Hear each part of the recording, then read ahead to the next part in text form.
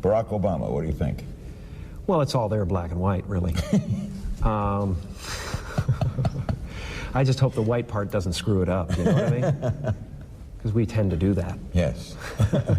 You look forward to his administration? Oh, yeah, I'm very excited about it. It's a breath of fresh air. What can you say? I mean, it's just amazing to see the difference in one day after he was elected of the attitude toward America in the world. Yeah. I mean, wow. I mean, people want to like us. A consensus is emerging that the country is coming out of the worst recession with a glorious recovery. Retail sales are recovering. Consumer spending is recovering. The government's more optimistic. Is this really what's happening? Let's ask Howard Davidowitz. Howard, you've preached doom for years. Were you wrong? Are we recovering?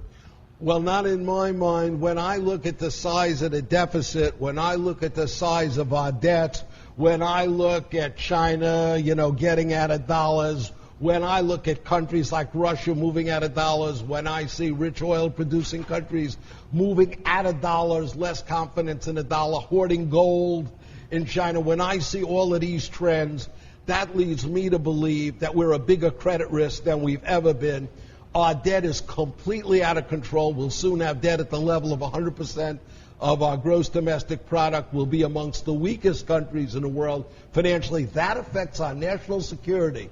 That affects our standing in the world that every way. We're also the laughingstock of the world. So the bottom line is we're headed to fiscal instability. Our credit rating will be under siege. The dollar will be headed not to be the world's reserve currency in 5-6 years. We're weaker than we've ever been. We look more and more like Zimbabwe than we did before. And I see nothing on the horizon to fix it. If you look at Obama's budget, we've got trillion-dollar deficits forever, and we're broke, just like California. Right. Well, that's where we're going.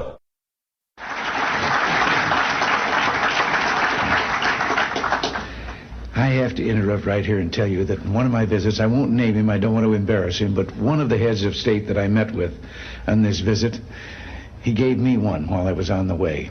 He told me the story about the two fellows in the Soviet Union who were walking down the street, and the one of them says, "Have we really achieved full communism? Is this it? Is this now full communism?" And the other one said, "Oh, hell no, things are going to get a lot worse." Obama bong. Obama bong. Obama bong.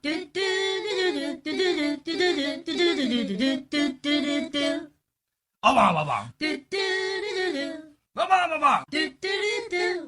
Obama bong.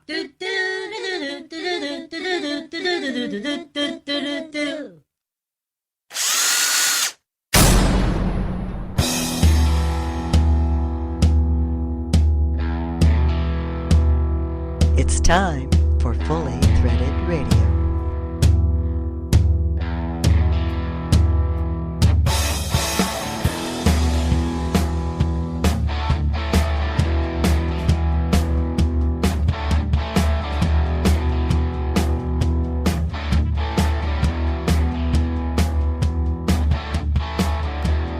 It is Fully Threaded Radio, voice of the FCH Sourcing Network.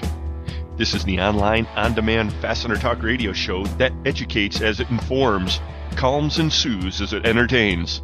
And that's done while we discuss all things predominantly related to the industrial fastener industry. For other people, it's more of a time killer on long drives. But whoever you are, we're glad you clicked in, and we welcome you along. Hi everybody, Eric Dudas here, and the co-host of Fully Threaded is here with me. He's the Dean of Advanced Online Fastener Sourcing Network Studies, a true gentleman and scholar, Mr. Brian Musker. You got the lesson plan all set for this one, Bri? Hi, everyone. Dean of, interesting, okay. We had a wide education, okay. It goes into all sorts of subjects, some of which are fasteners, predominantly fasteners, we'll say. That's what we like to say around here, isn't it? Yeah, predominantly fastener related. That's the school motto. Yeah. You actually did quite a bit of work on screw threads in your practical work during your engineering degree, didn't you, Bri? Yeah, I did. I did some work for the government, actually, on the impact of end loading on screw threads while I was as practical for my degree. Did you wear one of those black gowns a lot while you were doing that? No. Only our lecturers wandered around in those. Well, you might be asking yourself, what's with all the education theme today, folks? Well, I'll tell you, this is episode 43, and we're publishing on April 12th, 2012. And we've got one of the most knowledgeable fastener men in the industry with us today. We actually call him a doctor of threadology around here, and we'll be playing part one of Bruce Darling's presentation to the Southwestern Fastener Association Spring Conference in Houston. That's right, for those of you who were not lucky enough to be there at the end of March, we were fortunate to get the recording. We've boiled it down into 2 segments, and we'll play part 1 for you on today's feature segment. Bruce begins by addressing steel prices, and he goes on to describe many of the forces and events that have impacted the industry over the past couple of years. All that leads up to an assessment of today's market. In part 2, which we'll play in the next episode, he continues and discusses some of his expectations as well. You don't want to miss either of these, folks. I wouldn't think so. As always, Mike McNulty will join us with his Fastener News Report. He'll be joined today by BB&T Capital Markets analyst Holden Lewis to discuss the results of the March FDI survey. We had another excellent group of respondents last month, Bry, and it's becoming exciting to watch these numbers as we get a few of these out on the charts. And coming up in a few minutes, we'll be joined by Quickscrew's international president, Greg Wiener. Greg's been watching developments on the national political scene for us, and he'll share his thoughts as it looks like we might finally have our lineup for this year's presidential race. So we have another A-plus episode for you, folks, coming straight ahead. The title sponsors of Fully Threaded Radio are Stelfast. For service you deserve and people you trust, it's Stelfast. And Beacon Fasteners and Components. Beacon Fasteners. Nice threads. Send us email, folks, anytime. We'd love to read it. Our address is ftr@fullythreaded.com. We're also out there on Twitter under the address Fully Threaded. Plus, check out our Facebook page for links and follow-up information on the show, and you can get with us that way if you'd like as well. And we've added a feedback button or tab to our search page. That was part of the redesign of our search page. That's right, and that's at the website www.fastenersclearinghouse.com. And I guess we'll take this opportunity, as we always do around this time, to remind you that we're the folks who bring you the FCH Sourcing Network. It's an online tool available to you anytime you need to locate a hard-to-find fastener inventory item or you're looking for a new vendor for something, and you're always welcome to use it at no charge. Get out there to www.fastenersclearinghouse.com. It's the FCH Sourcing Network. If you're interested in getting your inventory listed up there, there's a link called Join the Network. All the details of our program are there, but the long and short of it is that we help you to format your inventory using our scrubber software. We'll get your inventory listed, and we will send sales your way. You know a thing or two about that, don't you, Bry? Yeah, I do. Yeah. Yes, I've given some advice to many of our members over the years, and some have taken it, and some have thought they needed to go another direction, but that's fine. Okay.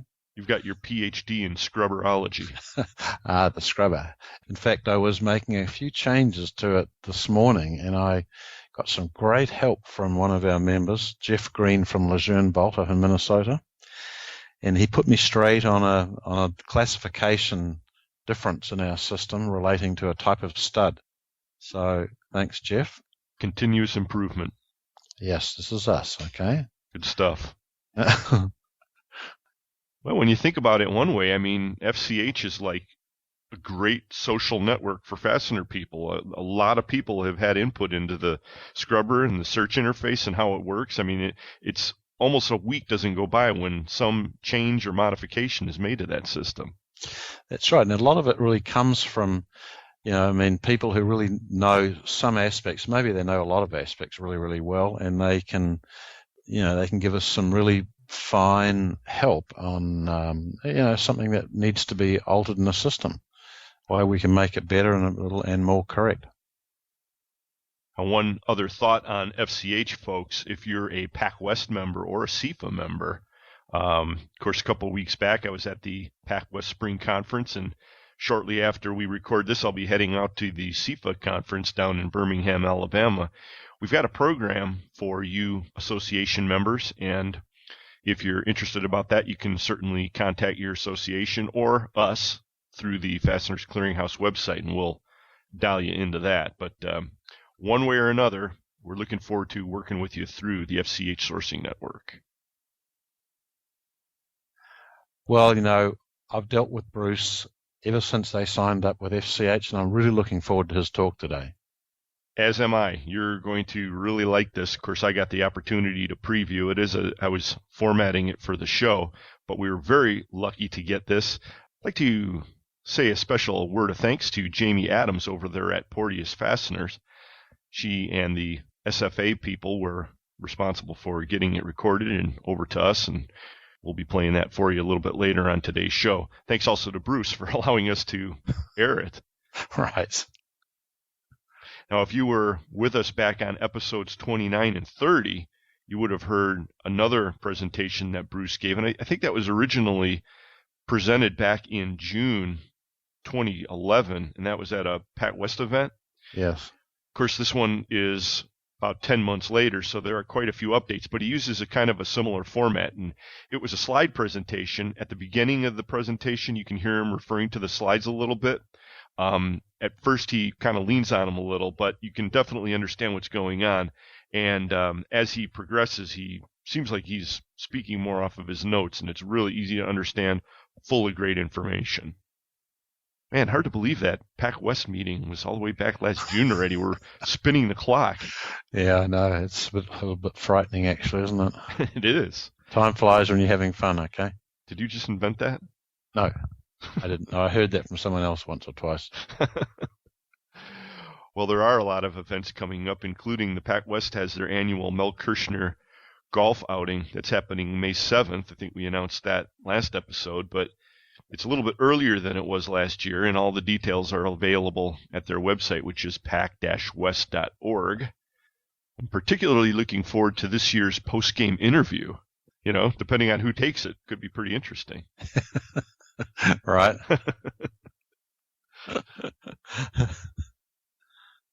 We've got another golf outing coming up, and this one is from the Midwest Fastener Association. They've got their big expo coming up in tandem with the golf tournament, and that's happening June 25th and 26th. That's at Medina Banquets in fabulous Addison, Illinois this year. The website to get more info on all that is www.mwfa.net. And I don't remember if they did this last year or not, but they're having a glow-in-the-dark golf tournament too, Bri. What do you think of that? Wow. That's pretty radical for us in Illinois here. Yeah, I know. I mean, combine that with a healthy cocktail hour. No telling what might happen. Right. Yeah. It's only 4 holes, but that might be 4 holes too many, you know? Okay. Oh, the fun we're going to have. Yeah, that should be pretty cool. And, you know, you can't really talk about golf without mentioning the NFDA, you know? And there's some NFDA news coming up as well. I got an email the other day from Tom Buddenbone. Of course, he's the membership coordinator for the NFDA, and he mentioned to me that an NFDA member, Davies Molding, is appearing on the Fox Business Channel program Manufacturing Marvels. And that actually happened already. That was on April 9th. I went out and looked, and there was not a copy of that yet on YouTube, but my guess is that it won't be long. So keep your eyes peeled for that Davies Molding appearance on Manufacturing Marvels. Oh, is that the same show that Aztec was on? Right. Yes, it is. So our last episode, we mentioned that Aztec Locknut was also on the same Fox Business Channel show, and there is a link to that on our Facebook page. So if you didn't check it out yet, you can still do that. Yep. So fastener companies are getting a little bit of mileage out of that. So the NFDA Spring Conference is coming up, and that's in Atlanta, May 2nd and 3rd. We've got your amazing plug for that coming up later in the show, Bri. Good job on that. Thank you. And Matt Ulrich will be handing the mantle off to the incoming president, who's Jay Queenan of Specialty Bolt. And that's always an annual thing they do on their spring meeting. Lots of golf will be played, I'm going to guess. I don't know about a glow tournament, though. They didn't mention anything about that. Is that an NFDA kind of thing? Or? I don't think so. But I'm sure they'll have fun anyway, okay? Well, from what I understand, I haven't seen him before, but economist Alan Bewley is supposed to be extremely knowledgeable, but also a riot. Yeah. During presentations. So, according to Tom, yeah. Who needs glow golf when you got a funny economist? Right. In fact, probably we need funny economists. Good point. You know, and I'm glad you mentioned this because I got a couple of comments after the last episode about one of the economists who appeared at the Pac West Spring Conference.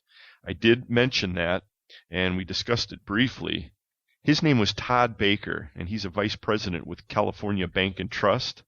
He was not appearing at the association meeting on behalf of California Bank and Trust, but he is basically a mortgage portfolio manager, and they had a very sizable portfolio. I think it was on the order of maybe $2 billion. So he's definitely got his finger on the pulse. And when we were talking about the amount of growth that's needed to kind of get out of this whole debt cycle that we're in, and that being a number that's really not approachable given our country's history and all of recorded time. Right. Some people were wondering about that. It's a bleak number. I don't think we need to give up hope, but really this guy, Todd Baker, was suggesting to the conference that these are very, very serious times, and further deficit spending is really not helping. No, except no one else in the country seems to care. Well, people care. It's just the right people, I guess, don't. Yeah. His predictions were sort of almost too sobering.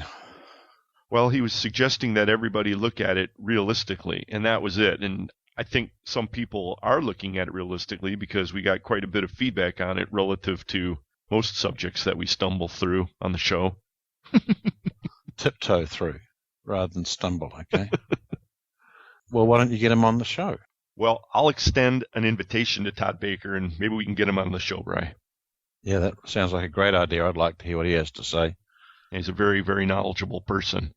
Well, I know somebody that will talk to us, and that's Greg Weiner, and he's the president and CEO of Quick Screws International. Greg, thanks for joining us again.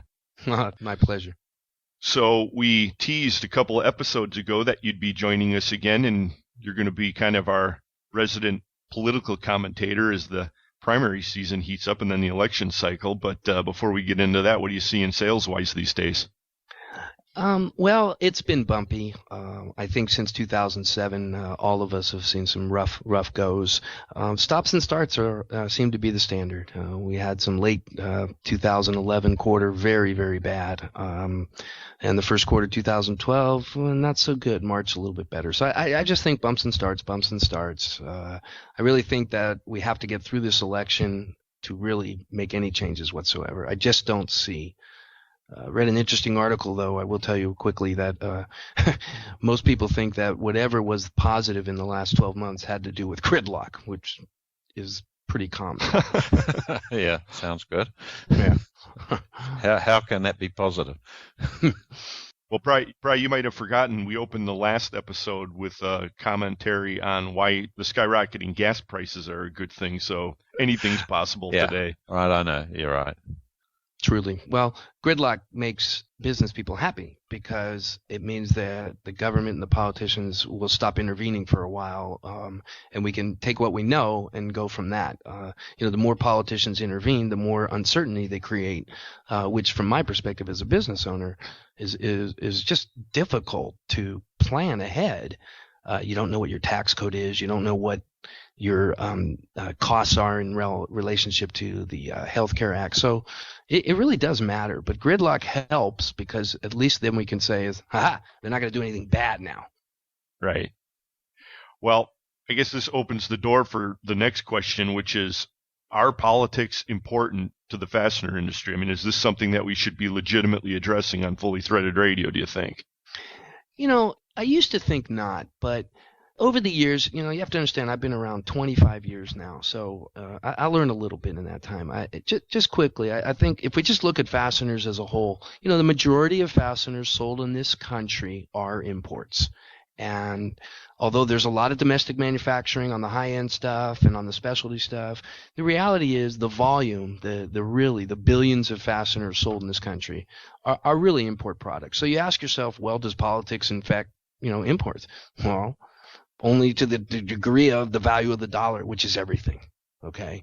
So, just in a nutshell, the cheaper the dollar, the more we can export. And the opposite is the cheaper the dollar, the higher the cost of imports. So, what does that mean for us? The cheap dollar also drives up the cost of oil. And politicians and politics is what drives the dollar. Okay. And so if we're going to have a cheap dollar, and we do it purposely, the Fed, for example, ran QE 1, 2, and 3 and was just printing money on no ends. Again, this devalues the dollar. So when we're devaluing our dollar, although it may make the cost of exports cheaper, it makes the cost of imports higher, and that affects everybody in America. And it affects every fastener guy. Not just a fastener business, every single business in America. Yeah, that's right. I didn't actually know that QE3 had come to pass, but let's put that aside for the moment and just suffice it to say that the printing presses are running.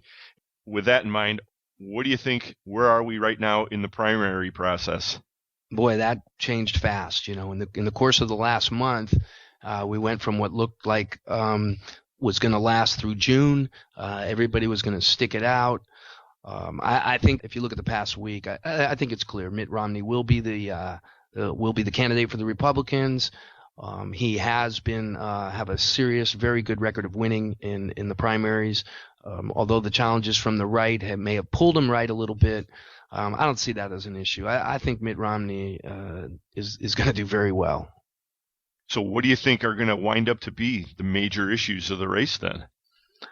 Well, if we can stay on message, it'll, we're gonna make this a referendum on Barack Obama. He's the president. His policies have failed for 3 years, and it's the job of Mitt Romney and the Republican talking heads to get that message out. And I think it's going to be very difficult. It'll be a very tight battle. But as long as the message is about the economy, then I think Romney will win. If the message is about Romney and his wealth and all the myriad of other non-issues that can get thrown out there, it's hard to say. But I seriously think that if they stay on message about the economy, look, you've got horrible unemployment numbers. There's no way that you can fake those. You can use a new measure and you can go, hey, look, the trend is right. But the problem is the people who are actually unemployed, they don't care about trends. They don't care about measures. They're unemployed.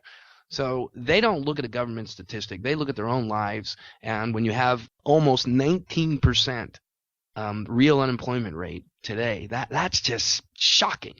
You're talking almost 15 to 17, 19 million Americans. So those people, they're not going to believe any trend line.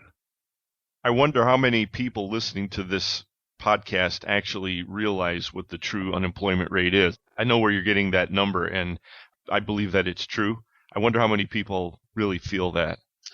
More people are getting to understand the difference between the two reports the government come out with. What's called real unemployment, which includes the underemployed and the people who quit looking for work. So that's the number I'm talking about is the real unemployment number. The one that comes out of the BLS where you read it's like 8.2. That's a measurement based on a phone survey of who's not working. So it's the one they've used and it's the one we have to live with. But as more and more people discuss unemployment, you're seeing a lot more about the real unemployment number, including those who have given up. And the shocking number is that right now we have so many people, the lowest amount of people in the participation labor force in the last 40 years at about 62 million people. That's very, very low, very low.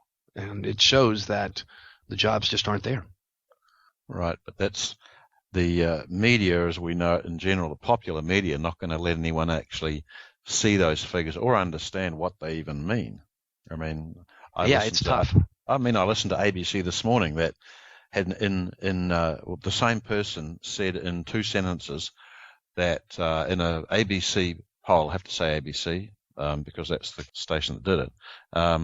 64% of Americans seemed to be unhappy with the healthcare initiatives, and but yet in a poll carried out last night, Mr. Obama would win the election if the election was now. Okay, these things aren't consistent. This is simply a radio station pushing its view down people's throats, so they'll regard it as inevitable.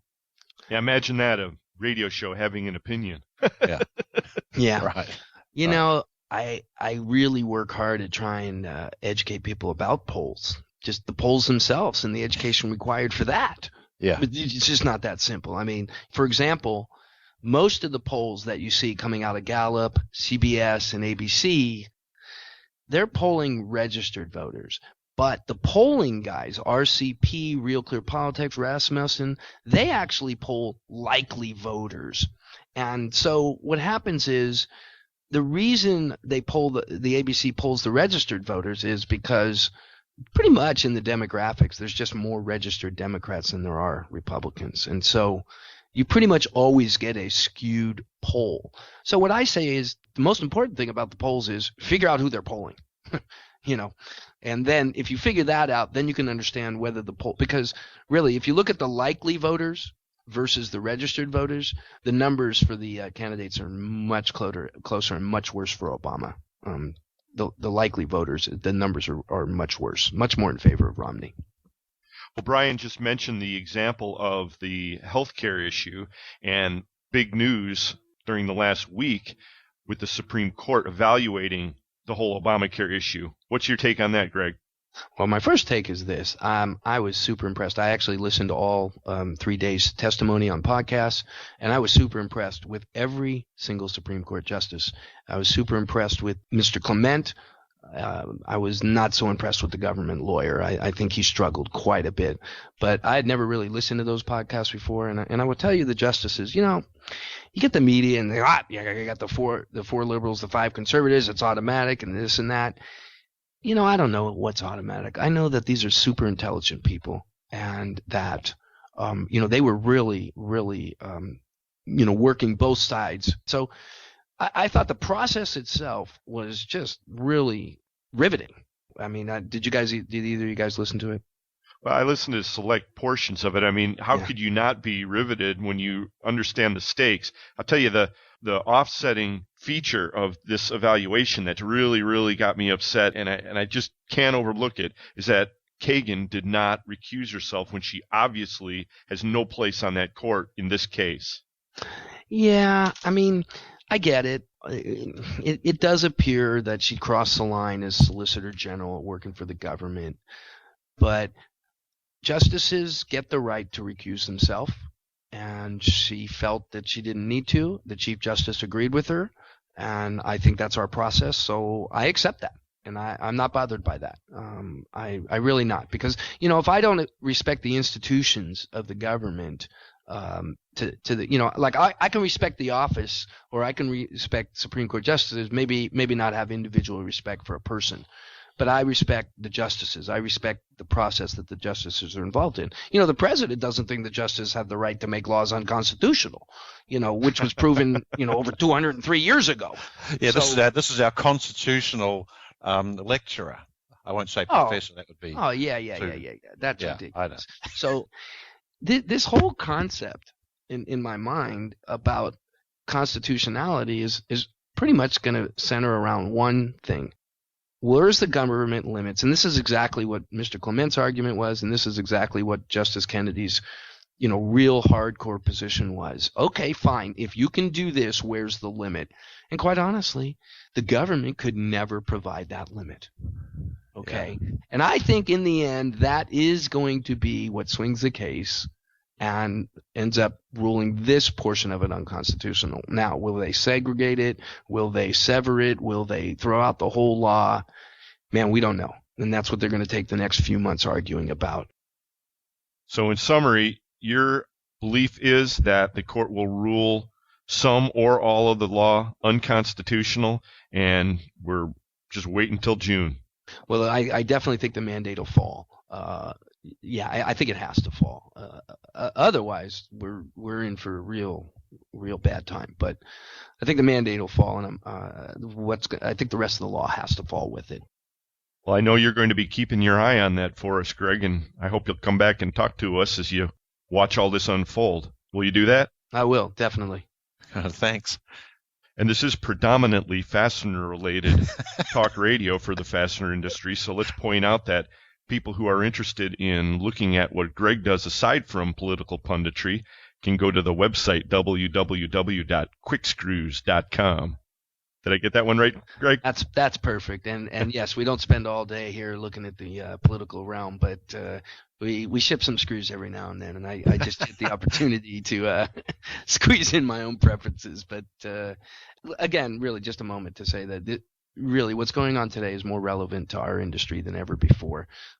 In politics, especially if you consider the environmental impacts that are causing a lot of problems in manufacturing in this country, and all of us are basically selling to manufacturing at some level because we're fastener guys. So we really need to pay attention to this stuff. So that's why I'm interested in it.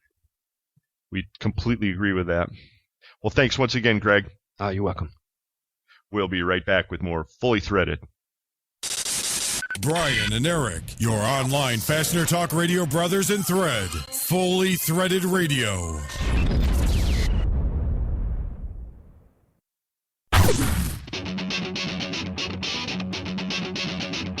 When top quality and outstanding service are at the top of your list in fastener suppliers, turn to Stellfast.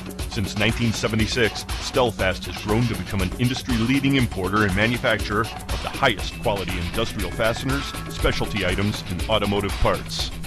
Our array of facilities across North America and in Asia, along with full quality control labs and ISO 9001-2008 certifications, ensure the highest quality parts, and at Stellfast, they're delivered with undisputed service excellence. We're family-run and dedicated to your success. Our customers have come to depend on the expertise of our staff and the quality of our products. We also offer a wide range of secondary services to meet some of the toughest requirements you might have. Contact Stellfast today through our website at www.stellfast.com and put us to work for you. Stellfast. Service you deserve, people you trust.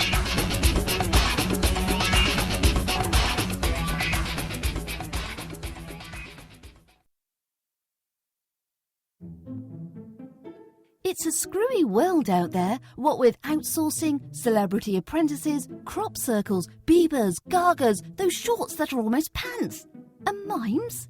But when you think about it, saying the world is screwy is just unfair to screws, which ironically are what hold the whole world together. And the finest screws out there are supplied by Beacon Fasteners and Components. We can say that because our products are laboratory tested. Twice. Beacon Fasteners and Components also has the largest inventory in the industry, including thread forming, thread cutting, high-low tapping, SEMS, sheet metal, and our new machine screws. And they're all available RoHS compliant. Give Beacon a call today and one of our knowledgeable sales staff will guide you through the ordering process. Then we'll track your shipment, which is one less screwy little detail for you to worry about. Visit us at beaconfasteners.com. It's a screwy world, but Beacon is on top of it.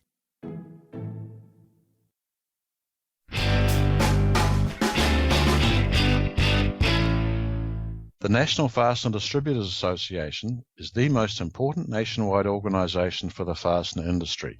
They're growing again, and there's a fantastic opportunity for you to take part coming up soon. Hi everyone, this is Brian Musker on behalf of the NFDA. This year's spring conference is taking place May 2nd through the 4th at the Chateau Elan Resort, just outside of Atlanta, and the NFDA would like to invite you to join in. If you're a long-time NFDA member, one of the 15 new members who have joined us during the past year, or if you've been thinking of becoming part of the NFDA, this is the perfect opportunity. During the conference, you'll network with the top companies in the industry. You'll meet suppliers, customers, industry colleagues, and key industry service providers. You'll have access to our well-known ESPS sessions that provide you the chance to learn how to position your company for success with direct input from your peers. The meeting schedule for this year's conference offers something for everyone. Economist Alan Bullier is a long-time favourite of the NFDA, and he'll join us to present an overview of trends in business and the economy. While he informs us, he'll also make us laugh while showing us how our industry and each region is expected to fare in the next 12 to 36 months based on his company's data and research. I promise, you'll laugh as much as you'll learn while Alan delivers the future with great accuracy and unique style. Alan's presentation alone is worth the price of admission. We'll also hear from BB&T Capital Markets analyst and Fully Threaded radio contributor Holden Lewis. Fully Threaded listeners hear Holden's market reports regularly, and most recently he's been reporting on the new Fastener Distributor Index, or FDI. Learn all about this new index as Holden describes what we've learned so far and where he expects the FDI to go over time. The location of this year's conference is a spectacular setting. The Shadow Land Resort features a top-rated golf course, tennis, wonderful food and wine tasting, and many other amenities. So when you're not attending one of the conference meetings, you'll have plenty to do. There's more information about the NFDA spring meeting on our website at nfda-fastener.org, or you can contact the NFDA office directly at 877-487-6332.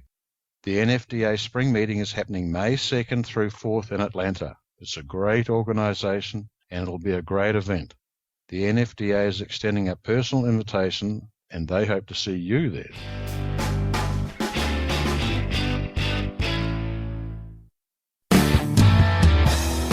This is Jim Saraceni with Accurate Industrial Supply. You're listening to Fully Threaded Radio.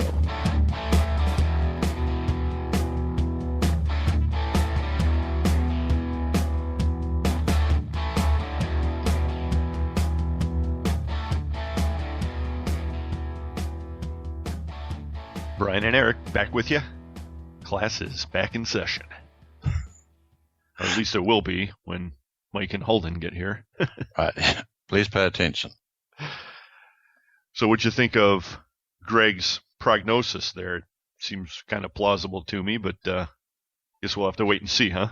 Yeah, actually, what interested me was, despite all the what he's the talk in the press about the, the fragmented and split on party lines Supreme Court, that he's convinced that they're so good that they will actually rule on the issues and not the party lines. Yeah.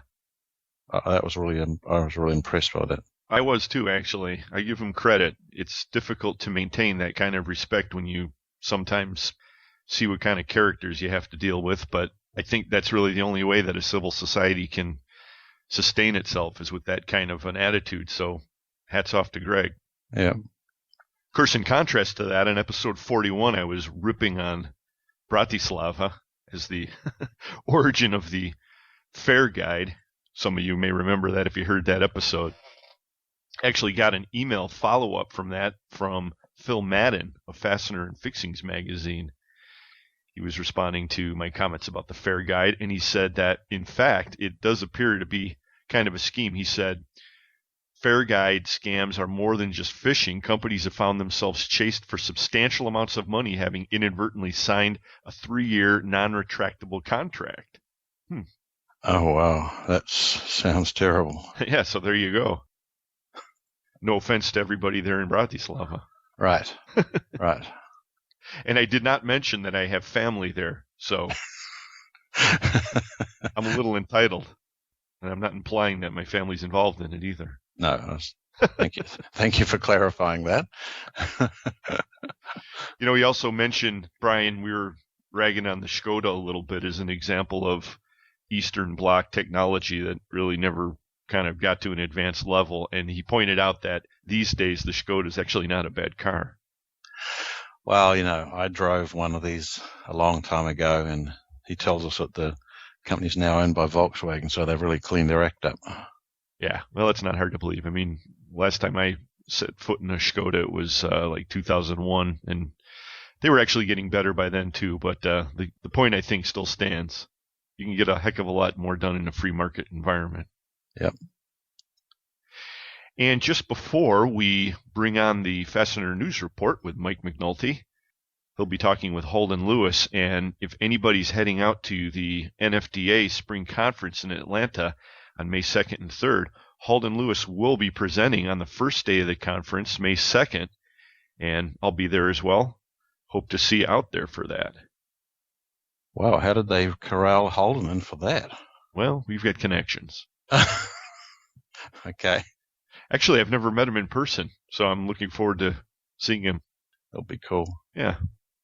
And today's edition of the Fastener News Report is brought to us by Volt Industrial Plastics and, of course, Fastener Technology International Magazine. Our title sponsors on today's episode are Stelfast and Beacon Fasteners and Components, and we really do appreciate your support. Yes, thank you. Here's Mike McNulty. Thanks, Eric and Brian, and greeting to all the fully threaded radio listeners out there. This is Mike McNulty from Fastener Technology International Magazine, bringing you the Fastener News Report, which is sponsored by Volt Industrial Plastics, makers of the world's finest plastic fasteners.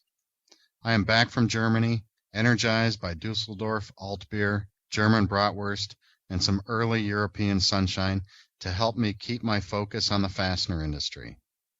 In today's top story, we are going to get the March 2012 results of the Fastener Distributor Index Survey, also known as FDI. We also have some newsmaker headlines and the back page of this report featuring a positive trend in the global fastener industry. We will get to all of that and the March FDI story right after this. Volt Industrial Plastics is the source for all your high-quality plastic fastener needs, and customer service is their number one priority. With almost 1 million fasteners in stock and same-day shipping on stock items, Volt Industrial Plastics carries inventory so you don't have to. Volt manufactures everything in-house from over 125 different materials, and they're proud to say 100% of their products are American-made. And of course, custom tooling and in-house bagging is available. Contact Volt online at www.voltplastics.com. Volt Industrial Plastics, makers of the world's finest plastic fasteners.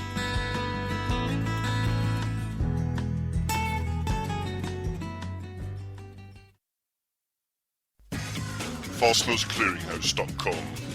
Search and source from over 500,000 line items, or just a mouse click away and available at no charge. When the need arises, you won't find a better place to locate hard-to-find fastener inventory. It's where you need to be.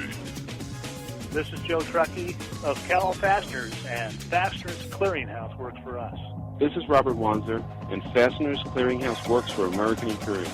This is Andy Pell from ScrewCrew.com, and FCH works for the fastener industry. Join the sourcing network now and show your inventory to a whole new market.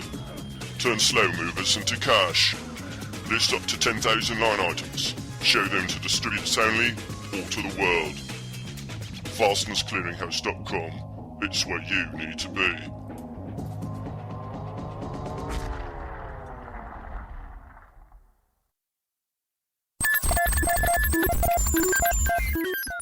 Mike McNulty. At the end of last month, BB&T Capital Markets and the FCH Sourcing Network collected and analyzed the latest set of Fastener Distributor Index survey responses. FDI seeks to identify demand, pricing, and outlook trends within the USA fastener industry. To get the March 2012 FDI results, we talked to Holden Lewis of BB&T Capital Markets. Hi, Holden. Thanks for joining us on the Fastener News Report to talk about the March Fastener Distributors Index. Thanks for having me. Now, I understand that the FDI numbers are staying positive, so I'm anxious to hear about the latest round of results. What can you tell us about the FDI in March? Well, they are staying positive, and as you know, we now have put together 3 months, of the FDI. I feel that's few enough readings that we can sort of rehash for people what they were. But in January, if you recall, the FDI came in around 57. In February, the FDI came in at 55.9, and then in March, it again came in at 55.9. Now, again, I see nothing wrong with the fact that February and March were exactly the same number, in the sense that, remember, with this index, anything north of 50 suggests that the fastener distribution industry is growing, and so a number of 55, I think, is a strong number. And if you get a long string of numbers sort of in that mid-50s range, well, I'll just say that your listeners would be happy with that reading. So I see nothing adverse in the numbers that we saw in March. In fact, as you know, there's a number of components that go into that total FDI number, and I'll tell you that the strongest component this month was, in fact, the sales component, which was at 69.4. So again, anything north of 50 is good, suggests growing. A 69.4 reading is simply stellar. And so I think that index is telling us what we're hearing anecdotally from a lot of other places, which is that, at least in North America, business conditions still remain fairly good. Industrial production is still growing. The national PMIs are still north of 50. Durable goods orders are still good. Automotive production is still solid. At this point, I think it's difficult to look at anything and suggest that there's any real weakness in the industrial economy at this point, and I think that should be benefiting the readers. Now, for those of you who follow the stock market, you'll notice that the last few days have been pretty rough.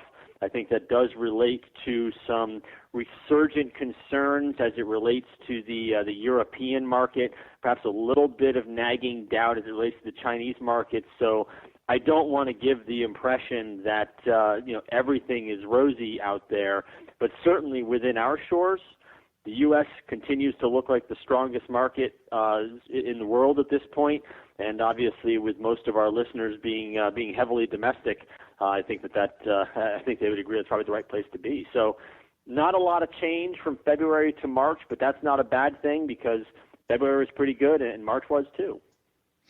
Well, it's been a long time that we could say that North America has been the strongest market, so that's good for me to hear. I like hearing that. And you had mentioned I will say that I'm a big proponent that as feel good as it is to have North America being the strongest market out there, far be it for me to turn down multiple engines for growth in the world. So we do have to be somewhat cognizant of what is going on out there, but.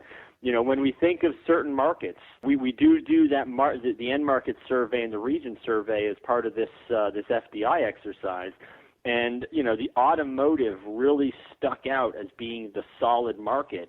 But I'll tell you, one of the reasons I think that maybe the U.S. market is stronger than many others is because construction, I think, was at least notable for not being weaker than the others at this point. And, that market obviously has been in the tank for quite some time. And I think anecdotally through this survey, you're starting to hear some indications that, the housing and the construction markets are certainly not robust, but at least getting better coming off the bottom. And I think that may be one reason why you're seeing some relative strength out of our markets. So you've identified automotive and construction as being two things sticking out. Any other sectors that are showing their strength here? Well, not really. And again, I should emphasize that construction didn't really stand out. The only market that stood out as being unusually strong, and this is the second month in a row, by the way, was automotive. Construction stuck out for not being unusually weak.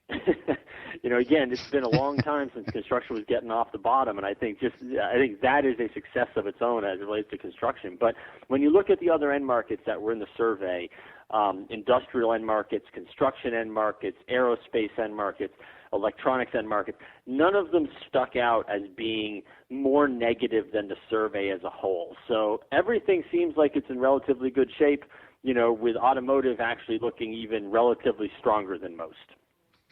Yeah, that's kind of funny on the construction side that it gets some attention for not being horrible like it has been. So got used to beating up on it. Now, are you seeing an emergence of some pricing power now with suppliers?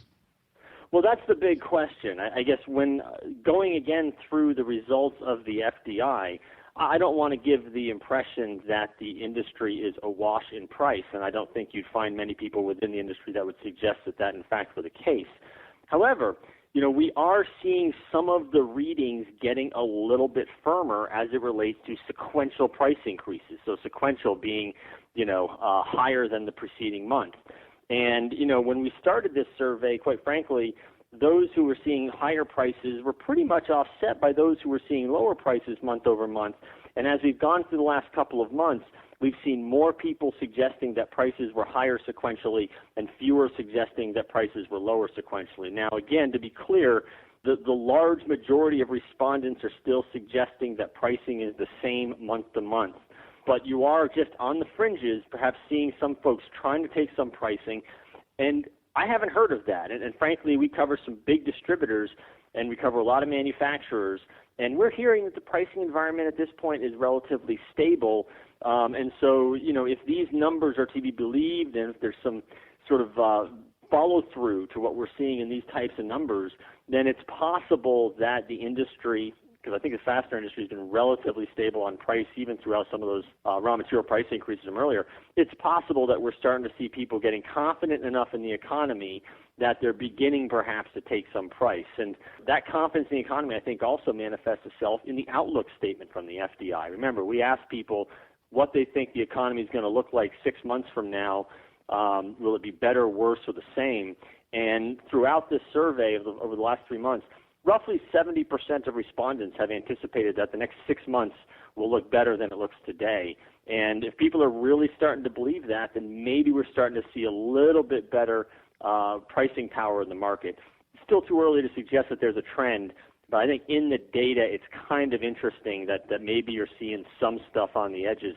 It's somewhere I have to watch. And by the way, Mike, I think this is perhaps the value in the FDI, because if this index begins suggesting that there are some distributors taking price, then those who are not might want to evaluate where they're at, and maybe the market is loosening up. And so as a benchmarking tool, I think that if this pricing thing kind of plays out this way, I think this is exactly what your listeners should be tracking the FDI and participating in the FDI to get a sense of. Yeah, that's definitely a good point, and I think confidence is the key word going forward, and maybe we're seeing the beginning of a building in confidence related to price as well as the economy. Now, this month the supplemental question was on investment. What are the fastener people doing to support their business growth? Well, and this is an interesting one as well. Yeah, so we asked the respondents, what your leading investment vehicle is, and I guess the winners were perhaps not that big a surprise, but I think that the largest portion of respondents were really talking about targeting new end markets with their existing offerings and expanding their inside and outside salespeople. After those two categories, which probably represented almost 60% of the responses, everything else is kind of dribs and drabs here and there. You did have, a few folks that were increasing their SKU count, a few that were opening some new branches, or even a few that were, not investing, which I think is probably not the most prudent path at this point. But I think what was interesting about the survey responses was that when you got into some more value-added type investments, things like VMI and CMI, bin stocking, vending, integrated supply, a transactional internet portal, I have to say there were very, very few respondents that were suggesting that they were putting capital to work, building those business models into their business. And the reason I think that's interesting is because I think if you were to talk to the very big distributors, the Grangers, the MSCs, the Fastenals, the Airgasses, if you talk to those very big distributors, I would venture to guess, in fact I'm reasonably certain, that a lot of their capital dollars are going into investing in exactly those types of things. And so if I'm a smaller distributor, I might worry that I'm investing perhaps in yesterday's growth drivers and not doing enough in today's growth drivers. And to the extent that today's growth drivers are being focused on by the larger distributors, it does run the risk of perhaps widening the gap between the larger distributors and the small one in the market. And I thought that was an interesting potential takeaway from that survey question. Yeah, so what you're saying is some of the fastener folks out there need to look outside of the traditional venues of investment and business growth opportunities. boy, the opportunities and the means of getting to customers has expanded dramatically in recent years. A quick story, I remember that when I first met with Fastenal, their napkin moment when they started up that company was to use vending machines, but they could never make vending machines work at the time. Well, I guess what's old is new, because in the last couple of years, vending machines have exploded on the scene as a way to get to customers, and customers are increasingly asking for them. The challenge, of course, is if you're going to invest in vending machines, or you're going to invest, in the internet and those types of things, it is a bit more capital intensive. But I will say this: a lot of the customers are increasingly asking for more and more means by which to be served by the distributors. And, we've sort of looked at it as it's kind of time to decide what you're going to be. Either you need to be a real value-added reseller of product, or you need to be a fulfillment model that can get to the customer in a myriad of different ways. And, like I said, I think that everybody is familiar with the catalog and the store and the SKUs and those sorts of things, but increasingly the big distributors are trying to put distance between themselves and the competition by investing in a lot of these new types of channels, the CMIs, the VMIs, the integrated supplies, the vending, etc. And frankly, I think that more and more customers are buying into those types of channels as well. It's going to be a real challenge, I think, for the smaller distributor. Yep, you got to stay on top of it and keep moving or get passed up. Staying on top of it is the key. There was a time, probably not even that long ago, when I think distribution was very much a lifestyle business. It's a great cash business, relatively stable business model, and I have no doubt that a lot of people built a nice life with good vacations, sending kids to school off the distribution model. I can tell you that increasingly it's moving away from being a lifestyle business and moving very much in the direction of an industry that's consolidating, focusing on lowering cost to clients and increasing service to clients at the same time. And I suspect that the industry 10 or 15 years from now is going to look significantly different from what it looks like today, just as today it looks a lot different than what it did 15 years ago. Yeah, and it also sounds to me like this FDI is opening up some eyes and presenting information that's useful to people in the industry, as well as helping them analyze their business models. Now, I want to remind the listeners that these results, as well as the 3-month FDI trending chart, can be found in your next column in our magazine that appears on page 81 of the April 2012 issue of Fastener Technology International, which is available in print form as well as online at fastenertech.com. So, Holden, thanks for joining us. Any closing remarks? I just want to encourage anybody who's listening to this to reach out to us to participate in the FDI. Again, remember, your identification to me is absolutely confidential, and anybody who's listening to these knows that we have not called out any single respondent. So the responses and your identity will remain confidential when we're talking about the FDI. But the more people we get to participate in it, only increases the value. And as I said, I think between the supplemental questions, I think we certainly derive some information. And this month, I think that information is maybe some of the industry participants need to be looking at some of the new age investments, if you will. But we're also perhaps getting a glimmer on the pricing side, and I think that those who aren't thinking about pricing right now maybe can look at the FDI and say, maybe I need to start putting some feelers out there and see if that's possible, because it looks like some others are. That's what it's intended to be, and as I said, the more respondents we get, the better. And I would just encourage anybody listening. I don't think that there's any risk and any downside to reaching out and participating. You can certainly contact Eric Dudas at fastenersclearinghouse.com, who teams up with us in this endeavor, and he will make sure that you're on. The survey would only take a few moments. It is not an extensive survey, but I think the information that we can glean from it would be of value to anybody.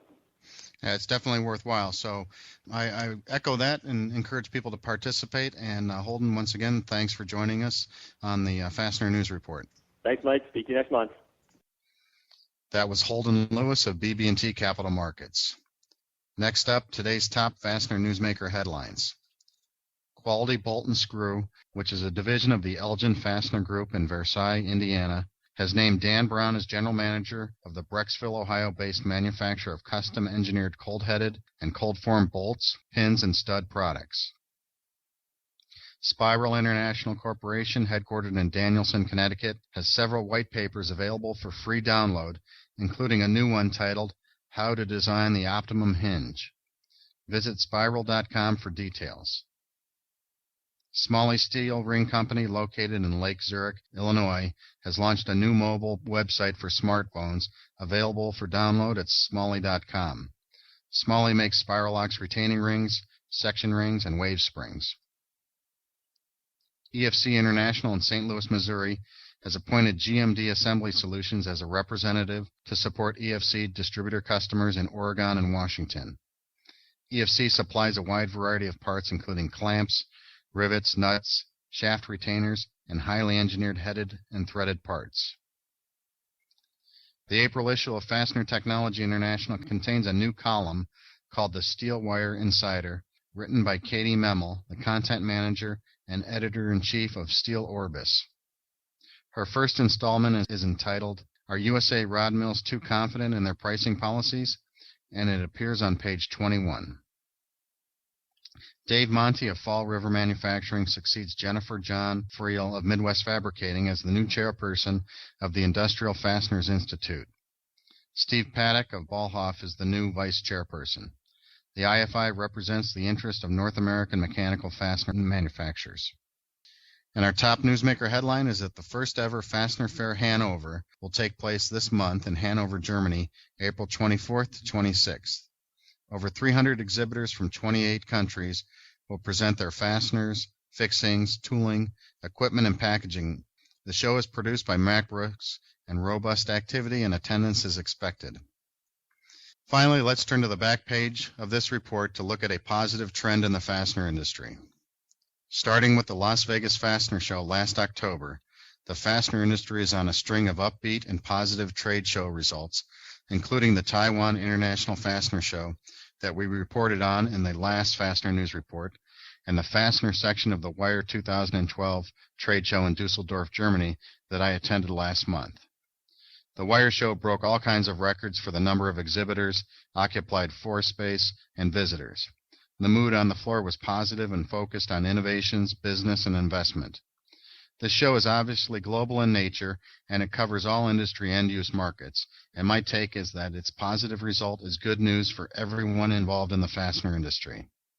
I think that this trend of strong fastener trade shows will continue internationally with the upcoming Fastener Fair events in Germany, Thailand, and Brazil, and locally with the Midwest Fastener Association's 31st Annual Fastener Expo being held this June in Addison, Illinois, and also with the Las Vegas Fastener Show scheduled for this October. The National Industrial Fastener and Mill Supply Expo at the Sands Expo in Las Vegas is reporting its strongest start ever in terms of advanced exhibit sales. There are also fastener shows in China that will do well, which has been the decade-long trend for that market. This optimism is overdue and welcome, which in my opinion can't be credited to any political or government figure or party. I think that it's the result of several years of industrial suppression, which may repeat itself in 2013 if we don't stop spending money that we don't have. This has been Mike McNulty of Fastener Technology International, bringing you the Fastener News Report. Remember to send me your news, pictures, comments, corrections, or complaints by email at mcnulty@fastenertech.com.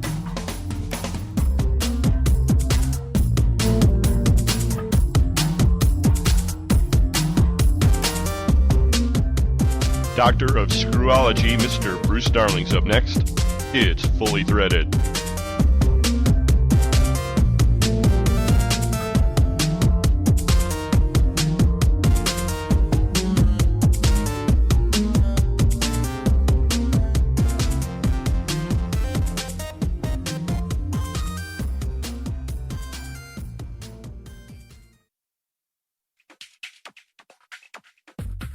Ladies and gentlemen, the 2012 Beacon Fasteners have arrived to redefine the notion of superior engineering. See one and behold the ultimate synthesis of form and function, style and substance. Hear one as the head turns with inexorable force. Touch one and feel the fire-forged steel standing in stark contrast to the sleek and graceful lines of the body. But to drive one, to drive a 2012 Beacon Fastener is to experience a harmony of power and performance that surpasses all expectations. At any speed, at any torque, each 2012 Beacon Fastener model offers a level of handling unparalleled in its class, a feat made possible by the knowledge acquired through rigorous and systematic test driving, conducted at our own industry-renowned proving grounds, nestled in the heartland of America. And with the 2012 model year, we proudly introduce the newest high-performance addition to our lineup, the Machine Screw Series. Call toll-free at 800-669-2658 for your own private consultation with a Beacon representative and learn a whole new definition of performance. The 2012 Beacon Fasteners have arrived. Drive one today.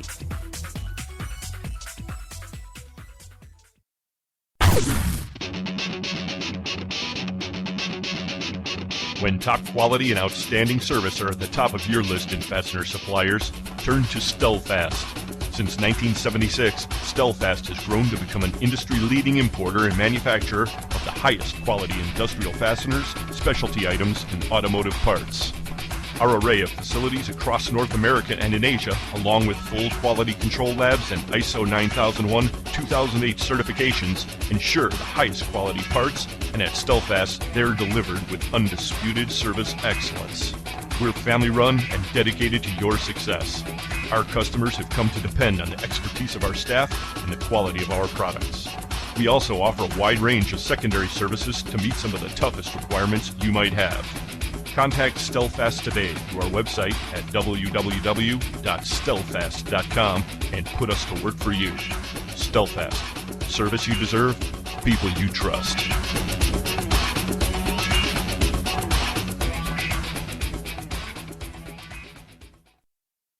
For a selection of hundreds of thousands of fasteners, check out your local Fastenal store or Fastenal.com. We can stock domestic or internationally sourced product locally and keep your bin stock filled for you at no additional expense. We are a 9001-2008 certified company that's made a huge investment in quality control so you don't have to.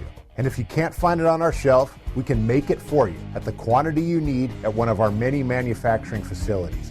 Learn more by contacting your local Fastenal store or visiting Fastenal.com today.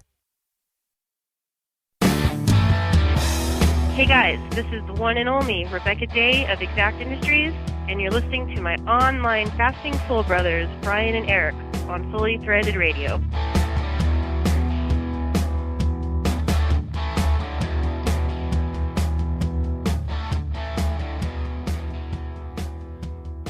Thank you. It's good to be with you again today. It was 4 years ago, almost a week from now, because it was March 28, 4 years ago when I had the opportunity to speak to this group, and a lot has happened in those 4 years. Seeing you here says you're survivors, because it has not been the easiest four. The 3 or 4 years before that were even worse. So maybe we're beginning to come out of some of this, but we'd like to share with you what has been happening, what we think some of the things that are going to happen for the immediate future, and take a look at what's been driving our industry. We're going to look at low-carbon, cold-headed quality wire rod. Now, some of the products you pick up are the medium carbon or the alloy. We understand that. But low carbon, we can look at country to country. We can compare it, and we can get an idea of what's been happening. 2003, for the old-timers, that's what steel was at 2003. It was actually lower than that for a period of time because it got down to about $300 a metric ton a few years before that. This is when I spoke to you last time. It was 812 and 738. So steel had moved significantly. It had actually been higher than that. It was starting to come down a bit and was finally settling in on those numbers 4 years ago when we met and we talked about it. The only thing unusual about this line is this number over here. Taiwan was at a higher price than China. That is not normal. And you're going to see as the slide fills in that that's going to revert back the other way. Taiwan is typically from anywhere from 10, 12 to as much as 15, 18% higher than China. And at this moment in time, Taiwan was lower, but you're going to see pretty quick it starts to adjust itself. Taiwan made a move at a time that China did not.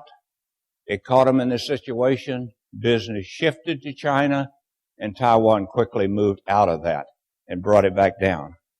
Second quarter of 2010, notice the prices have been coming down.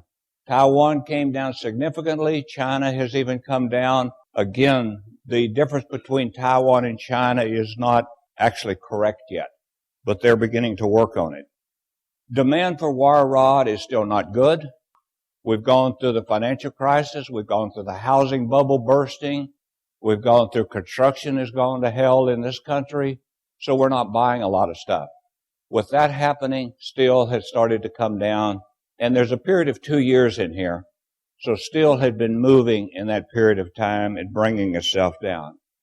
Fourth quarter 2010, prices coming back up. China stood still. And so what we have is we have Taiwan now up above China at 14.8%. That's sort of normal. Okay, so they've moved back up to where their price is high and getting back in balance at that time. Second quarter 2011, prices up another 16%. China has moved up another 12%, and Taiwan is above China about 18%. Sort of normal in that kind of situation. Okay, let's look at fourth quarter first. 900, 769. Notice the price is holding pretty steady. At this time was a period of time in the fourth quarter where China Steel, and when I say China Steel, I'm talking Taiwan, not China. China Steel held their price steady, but the U.S. dollar was getting weaker. So that affects the price because we buy in U.S. dollars. So they were buying their steel and it moved a little bit. So the fourth quarter, not much was happening. Each country has a major steel mill. In the country of Japan, it is Nippon Steel. In Korea, it is POSCO Steel. In China, it is Bao Steel.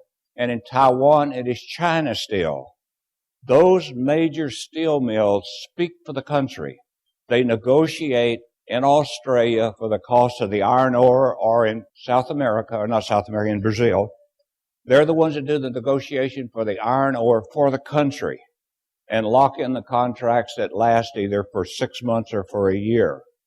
At this time, whenever China Steel was holding their price steady, it was saying steel price is still up here. But China Steel owns another company called Dragon Steel. Dragon Steel had another name a few years earlier than that, but China Steel bought them. And what they did is they said, Dragon Steel, lower your price 4.4%. So as things were holding here in the fourth quarter of 2011, where the Taiwanese manufacturers were getting their steel, at Dragon Steel, they actually got a price reduction. But the official price didn't move.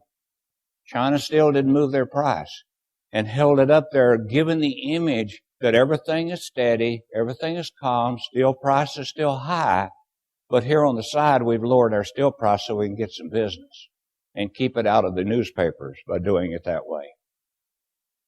First quarter 2012, 865, and China is down a little bit. Steel is coming down a bit. This is the product that we have on our shelves now. This is the product that the importers are shipping to you. Okay? So we've seen a little bit of a reduction. Now that's tough to say because one of my sales guys is sitting here saying, what the hell are you telling them that for? That steel is going down. Well, it's a struggle out there. And of course we're going to be striving to pick up what profits we can because we've got to keep running our company. We lost one of our big importers. We lost it because their profits got down to where they just couldn't stay in business. And we've got to react to that. We've got to be sensitive to that. We've got to be smart about that. Each of you as a distributor, you need a good price. You've got to be competitive. We know that. But you've got to be competitive having a vendor that can support you. And there's some importers that are struggling a bit right now trying to make the profits they need to keep you in business. So as we fight for pricing, Yes, steel came down a little bit. And we're still fighting to get our price up. Here's where we're placing our POs. The steel here, price went down a little bit. Actually, they didn't change their price. The dollar got stronger again. Okay, the old U.S. dollar is doing a little better right now. Last 2 or 3 days it hadn't done so good. But it's doing better to where it looks like they actually lowered their price.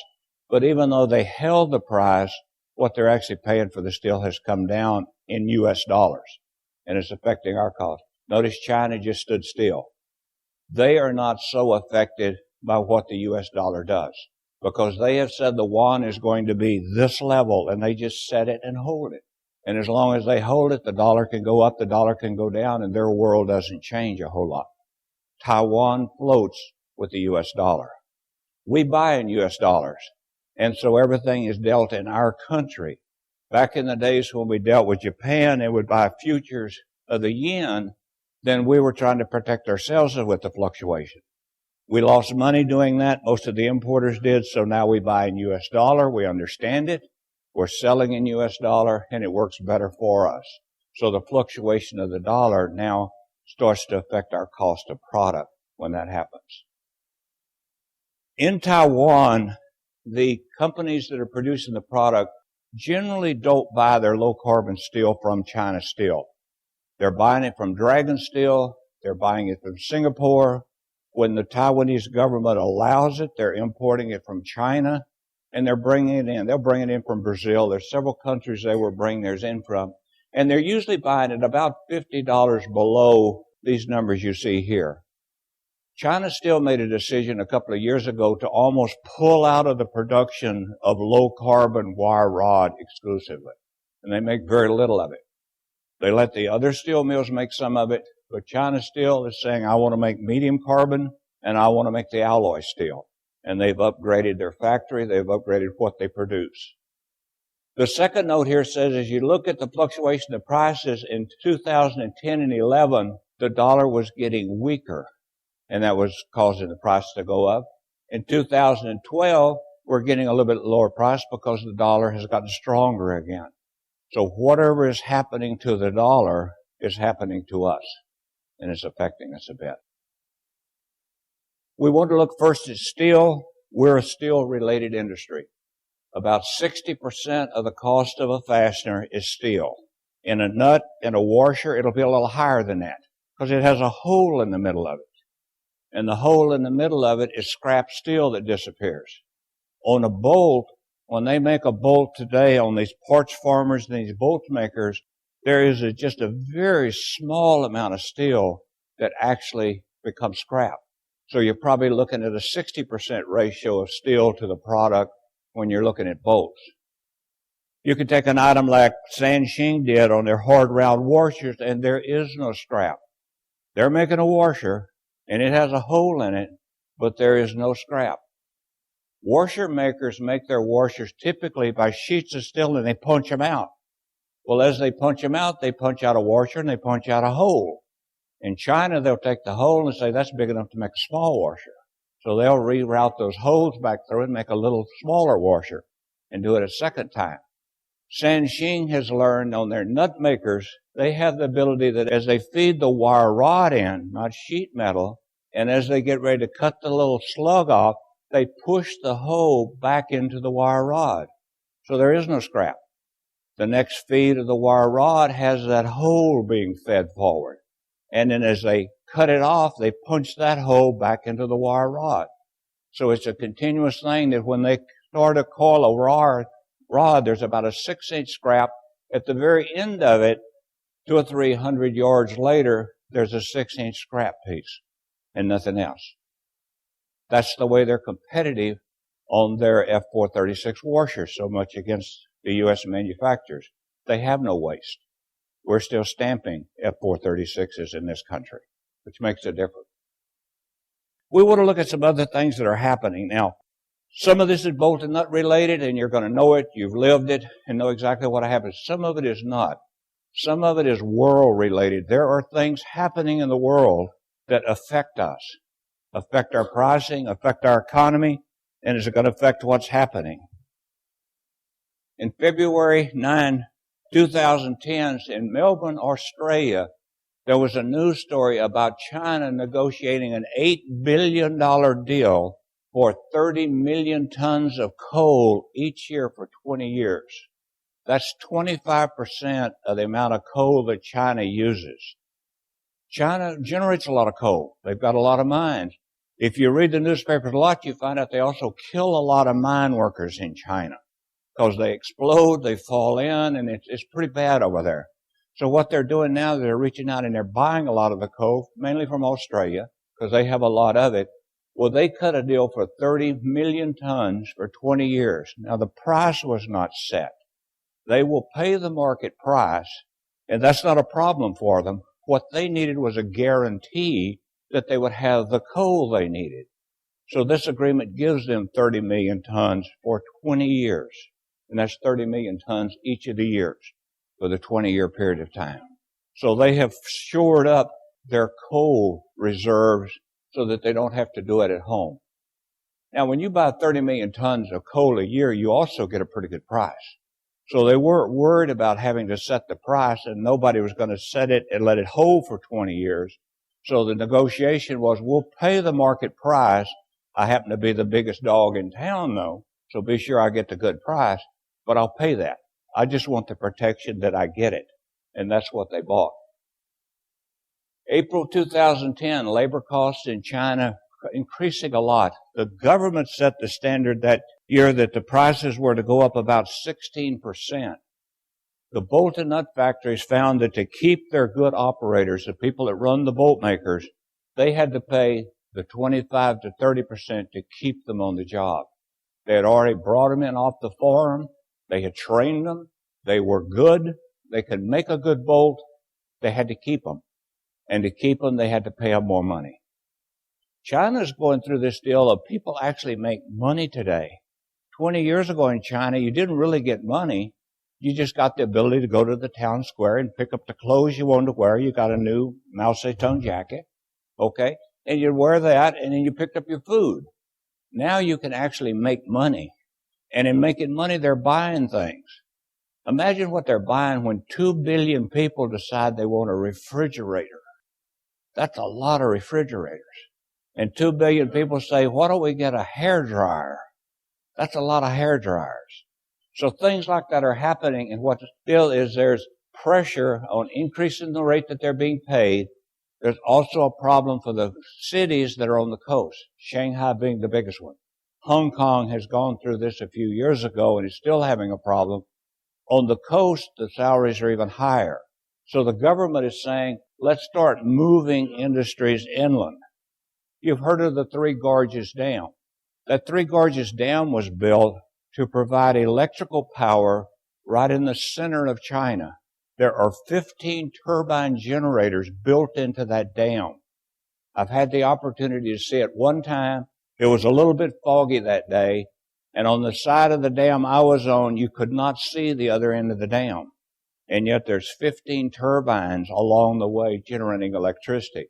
That's saying if you're tired of being out of electricity in the summer and you're having to close your plant 1 or 2 days every week, why don't you come to the middle of China? We now have the electricity, and we can keep you going. There's a freight consideration, because they've now got to get those bolts and nuts to the shore so that they can export them, but offset by we don't have a electrical problem anymore. January 4, that was a day I won't forget. I got a phone call from Barry Portis and said that Don Haggerty has resigned, and Don was the fellow who was doing my job, had taken my place. And Barry said, well, you're the only guy we know that knows what he was doing. Will you take back over the purchasing inventory control departments? My first question was, do I have to move back to Los Angeles? Because I live in Minden, Nevada, which is right off the mountain of Tahoe. He said, no, I would never ask you to do that. And I said, then I'm your man, and I'll do what you want me to do. I was sort of retired, and I was only working 4 days a week. Some people say that's not retirement at 4 days a week. I said, you got to look at it this way. I went to 32 hours from about 65 or 70 hours a week. As far as I'm concerned, I'm retired. And one extra day a week is all Cynthia wanted of me anyhow, because Friday morning I'd get up and say, okay, what are we going to do today? Like it was her time to entertain me. So I'm back now working 5 days a week, and I'm back up to 60 hours and enjoying it. And I told Barry I've got to figure out how to rework this. Don Haggerty went out of sight for about 2 weeks and then showed up at Stelfast. So he's a competitor to us now, but he's a good competitor. We've known him a lot of years, and we know the way he runs things that he has control over. January, 2 Japanese steel mills merged. This is Nippon Steel and Sumitomo Steel. Made them the second largest steel mill in the world. Now that's important to us because the alloy steel for grade 8s, for sockets, a lot of that comes from Japan and is being imported into China, imported into Taiwan, and the other countries. So it's important what happens there. And they're now number 2. Number 1 is Exceller Mittal out of Luxembourg. I've never seen that, but it has got to be huge because I've seen these other steel mills that they talk about. Number 2 is now the Nippon Steel. Number 3 is Bao Steel in China. Number 4 is POSCO Steel in Korea. And China Steel that I talk so much about in Taiwan is really about number 11 or 12. There's some very large steel mills in Italy. In Italy there's some in India, and a few more in Europe that fall in there between number 5 down to about number 11. The Chinese government also has encouraged its steel mills, like Bao Steel, to buy up the little guys. And they're buying up some of the smaller steel mills. Some of them they're operating, some of them they're actually closing down. So there is a merger of the steel producing group. February 4th, that's the day that Heads and Threads announced that they were ceasing normal operation and started to liquidate themselves. They laid off quite a bit of their clerical staff and some of the non-essential corporate positions. They kept basically their sales staff, and they kept a lot of their warehouse people as they took their inventory down. We'll talk about that again in a moment. February 14th, China passes Japan as the number 2 economy in the world. Now this is a biggie because China now is a bigger player and got a lot of notoriety on this. China's economy in 2010 was $5.88 trillion. Japan was $5.47 trillion. So China passed Japan to become number 2. Over the last 50 years, China has really been growing. In 1995, China passed Canada to become number 8. 1 year later, they passed Brazil to become number 7. 4 years later, they surpassed Italy to become number 6. Then it took them 5 years to pass up France to become number 5. 1 year to catch the United Kingdom to become number 4. 1 year to surpass Germany to become number 3. And in 3 years to pass up Japan to become number 2. They're number 2 at $5.88 trillion. We are number 1 at $14.66 trillion. We're 2.5 times bigger. They grew their economy last year at 13.5%. We didn't. They're going to grow their economy this year at about 7.5%. I'll talk to you about that in a minute. They're slowing it down. We're not. So they're moving pretty fast, looking to be number 1. So we've got work to do to stay ahead of them. April 14th, there's an organization called Cleveland Research in this country. Some of y'all may get their stuff. They put out a monthly report on people like Grainger and Fastenal every month and have information of what those big companies say are happening in the industry and what they see for the future. I talk to them probably monthly. They have some idea that I'm supposed to know something about something, and so they'll call me and ask me what I think about it. I've got a meeting with them next week. And so what they did is they went out to their industrial distribution base and said, what do you see? What are the effects of the earthquake and the tsunami that happened in Japan now that we're past it 6 months or so? They say that in the automotive that there's going to be some disruption in the production of cars, but not in the aftermarket or the basic OEM. We have seen that happen. We've survived that. They said much of the industrial plastics come from Japan, And the producers of that often were in the area where the earthquake occurred. So we have seen some effect of that.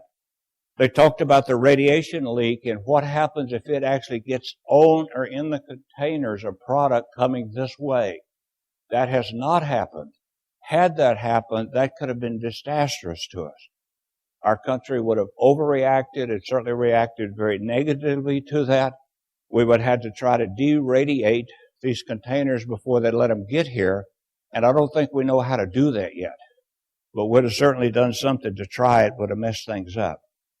There could be shortages in synthetic rubber, in bearings, and the only thing in the fastener we saw is a little bit of a blip on socket cap screws in grade 8s. That's alloy steel, and alloy steel was made in Japan by Nippon Steel and Sumitomo. So that had a little effect. It was not big. The factories that make the grade 8s and the sockets reacted as quick as they could to bring in their raw materials from other sources and have kept us in pretty good shape. But that was the only fastener items that were affected a little bit by what happened over there. May 17, that was my birthday last year. And Barry called me to say, well, we were the stalking horse bid on Heads and Threads and we got it. I said, isn't that good news? Now what are we going to do with it? He said, well, we're going to move it. We're going to close the buildings, and they've given us 30 days to move 650 truckloads. Now, it wasn't the moving of 650 truckloads that was a problem, because you could just back trucks up forever into those 5 buildings and unload them. The problem was we wanted to put it in our 16 locations that projected on usage would need it first. So a single item may have been moved to 2 or 3 of our locations. And so it fell on my deal to say, okay, you've got 650 truckloads of items. Where do you want to put every one of them? And so I worked on that. It took a few weeks. I even took a vacation in the middle of it. And we unloaded them in the 30 days with the exception of Chicago. And it took us 31 days. But that was a big Heads and Threads facility in Chicago and had a lot of product in it. We got a lot of good product. We dumped about 3 million pounds of the stuff. And remember, Heads had absorbed Reynolds, good operations, so there was very little out of that. But years before that, they had absorbed Garden Bolt. Garden Bolt's inventory wasn't quite as good as the others, so there was items in there we just did not want, and so we dumped those items at that time. In being able to bid on the whole thing, we could also, on the items we had already identified as not being so good, we didn't offer so much for it. We offered about 10 cents a pound, and I could get 15 cents a pound for scrap metal. Well, that nickel covered gasoline to get it over there to them, so we did all right. What we got out of it was a lot of good inventory. Our warehouses are full. We got good people because we hired the inside salespeople, quite a few of them. We hired some of their warehouse people, and they're now good Porteous people, and they knew the industry. You know how hard it is to train somebody to really understand bolts and nuts, and how nice it is to get somebody who has been working in that industry for a number of years and did it. We got George Barast, who was a salesman for Heads and Threads, but for many years before that, he was one of the buyers for Brighton Best on their sockets. We stocked a few sockets, but we were not experts in the socket field. We have bought us a buyer who understands it. George, as we speak, is overseas in India right now, meeting with the socket people there. He will visit China. He will also visit Taiwan before he comes home. So we got a good buyer in George. And it's worked out good. We put in some new lines. We put in the floorboard screw line. We've increased products in all of the lines because Head stocked some sizes. We did. And if they were selling them, we put them in. If their history showed in the 5 years they didn't sell any of it, we thought, well, why should we buy a whole lot of what doesn't sell? So we passed those up. We've increased our socket line more than double. So we added about 3,500 items to our socket line. So that's where I think we've come out the strongest in this. Civil unrest in China. China, as you know, from 20 years ago at Tiananmen Square, had a little civil unrest and they just squashed it like a beetle. Those old hard-time guys are now retired. So China is dealing with civil unrest a little differently now. It's like they don't exactly know what to do with it, but they're going to be ugly, and they're going to put it down, but it's how many do we kill while we do it? And it's all covered by the news now. Everybody's got a cell phone and they take pictures of it. So we had some things happening here. And on May the 26th of that year, a man angry because for a public project, they demolished his house. So he built a bomb, took it down to the government office and blew it up. Blew up the building, killed 2 people plus himself, and said, okay, I didn't like that you tore my house down.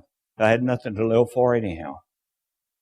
In June, there was a bureaucrat, a member of the party, who was complaining about a land deal that was wrong. And so he was arrested. That night he died for sitting in his jail, supposedly sitting on his bed. He just died. Well, they didn't like that. There was a riot about that, but it seemed to be unright. On June the 10th, a man seeking revenge on society set off a bomb at another government office. Terrorist acts in China, you don't read about those a lot, and that's sort of new. They're trying to figure out how do we handle and how do we work with things like this. June the 10th, some migrant workers had a clash with the security forces in Hong Kong because a pregnant lady having a little cart selling food was at an intersection that the police thought she ought not to be at. She ought to be over here. So they moved her cart and her over here, but they apparently moved her a little bit roughly. And somehow the cart turned over. Well, they rioted for 3 days over that event there in Hong Kong. So the government put them down with a heavy fist, but they're beginning to have to deal with civil unrest, and that's not normal for China. June 30, Cardinal Fasteners, a specialty company, filed for protection of Chapter 11. Cardinal's been around forever, a good company. And they've been spending a lot of time and a lot of their effort now in the wind turbine area, building those big bolts that anchor those turbines down and hold those things together, and stretched themselves out a bit and finally had to file for Chapter 11. They were closed for 2 or 3 days and then were back up working again under Chapter 11. We'll talk about this in a minute to see how that story ends.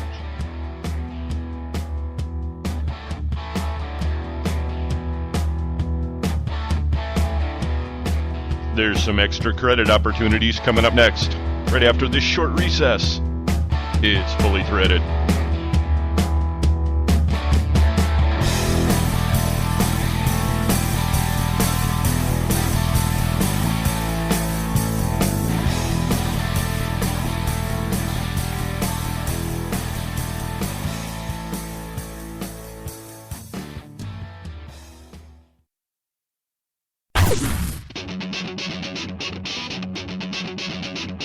When top quality and outstanding service are at the top of your list in fastener suppliers, turn to Stellfast.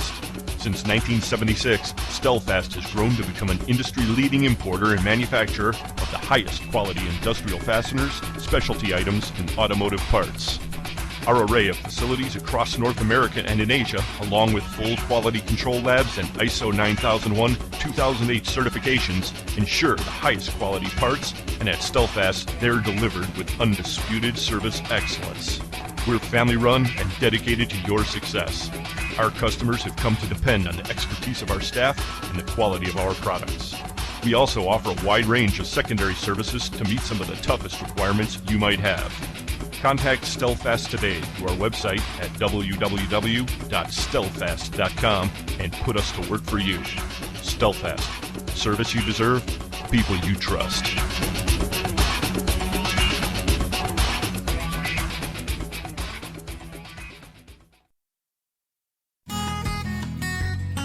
Volt Industrial Plastics is the source for all your high-quality plastic fastener needs, and customer service is their #1 priority. With almost 1 million fasteners in stock and same-day shipping on stock items, Volt Industrial Plastics carries inventory so you don't have to. Volt manufactures everything in-house from over 125 different materials, and they're proud to say 100% of their products are American-made. And of course, custom tooling and in-house bagging is available.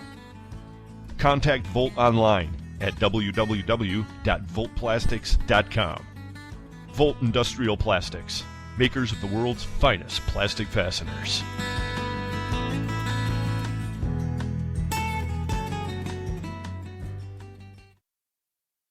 Hi, this is Hugh Hewitt for the Injured Marine Semper Fi Fund, www.semperfifund.org. Over the past 7 years, twice a year, the wonderful people who operate the Semper Fi Fund and many amazing Marines who have been the beneficiaries of the charities that have supported the Semper Fi Fund, including many thousands of individual donors, have come into my radio studio to tell their amazing stories of serving their country, of being wounded, and how the Semper Fi Fund has helped them make that transition back to recovery. Unfortunately, Bethesda and Walter Reed are full again. More and more men and women are coming back from the war injured, sometimes awfully so. We need the Semper Fi Fund to be there for these Marines and those soldiers, sailors, and airmen who served alongside of them. Please consider a gift to the Semper Fi Fund. Very low overhead, extraordinary capacity to get money where it needs to get in a hurry, and great management, including some of the senior Marines who've ever served under the flag. When you're looking for something to do that will make an impact, please check out the Semper Fi Fund. That's www.semperfifund.org, www.semperfifund.org. Talk radio for the fastener industry. It's not really all that bad for the most part. Brian and Eric, Fully Threaded Radio. This is Josh Glazer with Glazer & Associates, glazerbolt.com, your full line online source for fasteners. You're listening to Fully Threaded Radio.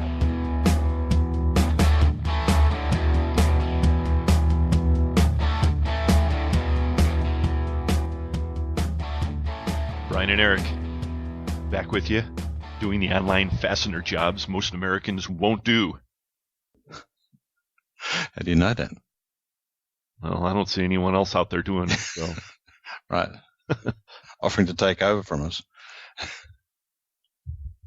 Although, based on Bruce's presentation, maybe we've got some competition coming from overseas. You never know, right? Guess we'll find out. You know, Bruce is such a fountain of knowledge. It's really great to listen to him. And, I'm really looking forward to the next part of the broadcast when he really brings himself up to the modern time, today's, and gives us forecasts. Yes, and that will be in part 2 of the Bruce Starling presentation to the SFA. That's coming up on episode 44. One thing I found really interesting about his presentation was the comment about the relative size of the U.S. to the Chinese economies. They're gaining fast, but they've still got a long way to go, so the game is not over. That's the lesson that I take away from all that. Oh, no, yeah. I mean, people forget that the U.S. economy is the driving economy of the world, however much people would like to think that isn't the case, especially our friend Putin, I guess.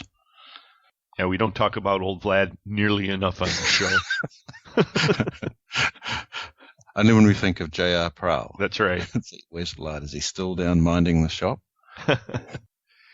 And on another subject, to give you an idea about just how timely and important Fully Threaded Radio must be, we got done recording with Greg Weiner, and he had made his forecast that Mitt Romney would be the eventual GOP nominee. And about an hour later, this is a flashing update, Rick Santorum suspended his campaign. So, coincidence? You'll have to make your own judgment, folks. Right. Or extreme inside information. Well, either way, FTR is having an impact. And why wouldn't it, with great guests like Bruce Starling, right? Yeah, right. And let's take a moment to thank our guests, all of them, and that includes Mr. Bruce Starling of Porteous Fasteners, also Jamie Adams and the SFA team who made that recording possible. Also, Greg Weiner of Quick Screws International, Mike McNulty with Fastener Technology International magazine, presenting the Fastener News Report today, and his guest was BB&T Capital Markets analyst Holden Lewis. Thanks to all of you. Also, our title sponsors on today's show were Stelfast and Beacon Fasteners and Components. We also received support today from Volt Industrial Plastics and Fastenal. Let us know what you thought of today's show, folks. You can get with us at the email address ftr@fullythreaded.com. We're also heavy out there in Twitter at the address Fully Threaded. Yeah, if anyone is heavy in the fastener industry at the moment. Yeah, well, that's a whole other subject, but right. We'll get to that. I'll be talking about social media at the CIFA conference later this week, and I'll have some news on that on episode 44. You can also reach us and get further information about the show on our Facebook page. So don't hesitate, and however you get with us, we sure do appreciate it, and we look forward to it. Well, I do. I don't know about Brian. Oh, yeah, I do. As long as it's good things. Well, see, you're making my case. Thought we would end today's program with a little bit of a history lesson, as long as we're scholastically inclined. A new member joined the FCH network recently, and that was Specialty Bolt and Screw. They're out of Agawam, Massachusetts. No, as a matter of fact, Jay Queenan, the incoming NFDA president, is part of that company, an important part of that company. But I was working with Ed Donald over there to get their account all set up, and when I saw his information come through, I was really kind of stunned, because I don't know if most people would notice this, but to me it seemed kind of interesting. Get a load of this, Bri. The zip code is 01001. I've never seen that. I never had either. So I sent Ed an email, and he replied, and apparently I was not the first person to comment about that. And I really didn't know too much about zip codes. I mean, do you know much about the whole zip code system? No, not really. I mean, I know they generally relate to states, but whatever. Right. And I'm sure that most fully threaded listeners are in the same position, thus this educational segment. Well, wow, okay. The first thing is, ZIP itself stands for Zoning Improvement Plan. And the whole program was released in 1963, and it came about largely as the computer brought more and more business commerce into the post office's purview. So they were kind of overwhelmed, and so the computer systems that were coming into play in the early 60s, they forced the zip code, really. And it's kind of ironic, I was thinking as I was reading about this, because now the computer is taking away from the post office too. So yeah, it's the nemesis. Now, Ed had mentioned that the postmaster, or one of the people who was important in the program, actually was from Agawam, and therefore that was the first zip code. I was not able to verify that, Ed, out in any of the reading that I did. I'm not saying it's not true. I just don't have any independent corroboration on that one. But if that is indeed the first zip code, well, I don't know. I feel kind of honored. I guess now we should go out to Alaska and see if there's any distributors out there. Wouldn't it be great if FCH had one in each zone? That'd be awesome. Yeah, I don't know about Alaska, actually. Well, I found that intriguing. I don't know about anybody else, especially with the remote fastener correlation there. So it does fall within the scope of our program. Right. And we're very, very fussy about making sure that it's always fastener related. Indeed. And with that, why don't we zip up episode 43 and look forward to our next episode. Yes, class dismissed. For Brian Musker, this is Eric Dudas. Thanks for listening, everyone, and we'll talk to you next time.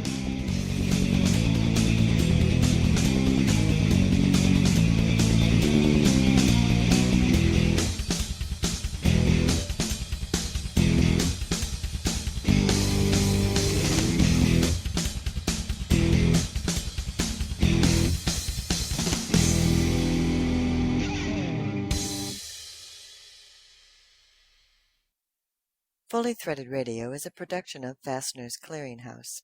Music provided by Audionautics.